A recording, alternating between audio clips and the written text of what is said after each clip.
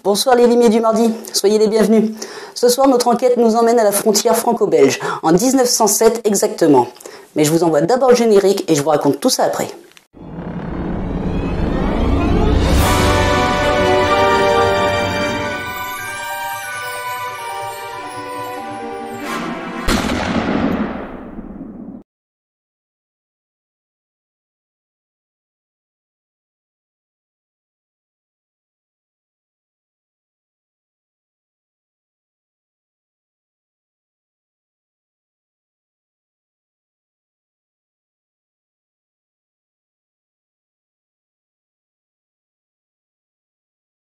Nous sommes le 10 octobre 1907. Le baron Van der Picq travaille dans son bureau. Sa femme Sandra se trouve dans sa chambre et leur serviteur se trouve dans la cuisine. Soudain, une dispute semble venir du bureau du baron. Sandra tend l'oreille et entend la voix de son mari supplier, tandis que la voix d'un autre homme, beaucoup plus grave, beaucoup plus ténébreuse, se fait entendre également. L'altercation s'envenime rapidement. La baronne entend un cri, puis un bruit sourd, et puis plus rien. Le silence complet.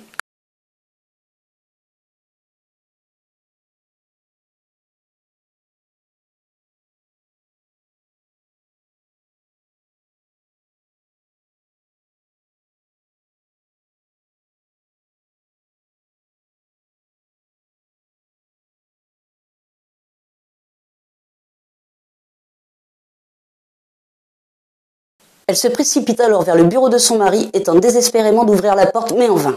Elle crie afin que ses serviteurs viennent à son secours. Le chauffeur et le valet de chambre arrivent rapidement. Ils défoncent la porte et pénètrent dans le bureau. Le baron Van der Picq gît au sol, un poignard planté dans la poitrine. Bien entendu, la police est appelée et elle intervient rapidement sur les lieux du crime.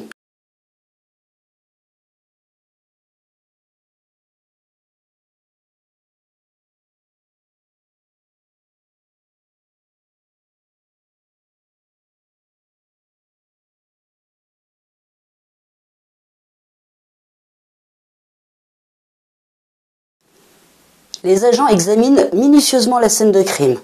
Rien n'a été déplacé d'après eux. Les papiers qui sont sur le bureau le sont toujours et en bon ordre.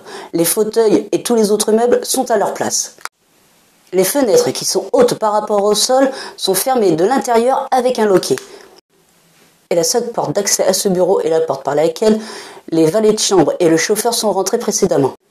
Bref, pour résumer, il n'y a aucun endroit où l'assassin aurait pu se cacher dans le bureau ou aucune issue lui permettant de s'enfuir discrètement.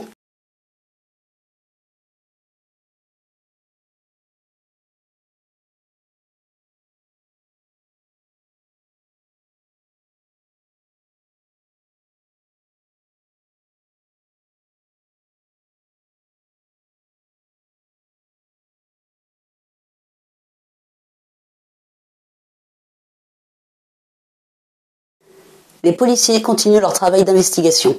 Les serviteurs leur assurent qu'ils n'ont fait entrer personne, mais cela ne veut pas dire que le baron n'ait pas fait entrer quelqu'un de lui-même. Madame la baronne déclare que son mari lui paraissait inquiet ces derniers temps, mais hormis quelques problèmes de dette minimes, elle ne voit pas qui aurait pu en vouloir à sa vie.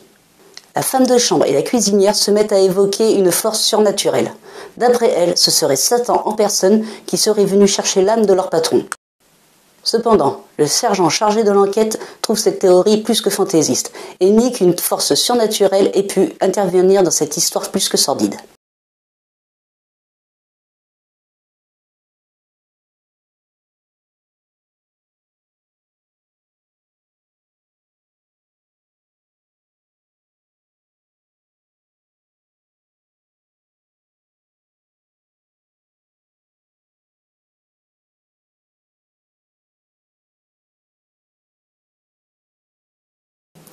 Mais alors, qu'a-t-il pu se passer dans ce bureau et qui a tué le baron Van der Picq? Vous avez à présent une semaine pour essayer de découvrir le coupable.